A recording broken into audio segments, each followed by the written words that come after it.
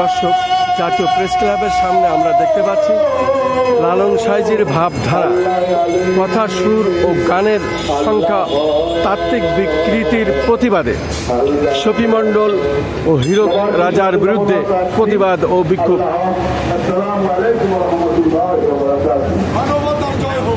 ধন্যবাদ সবাইকে।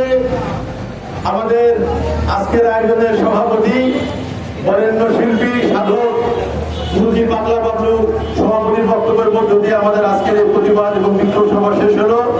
আমাদের সাথে সংহতি প্রকাশ করেছে ১৬ আনা বাঙালি, লালন চর্চা কেন্দ্র, লালন আনন্দ ধাম, মুক্তিধাম, শাহুল ধাম থেকে শুরু করে বাংলাদেশ অসংখ্য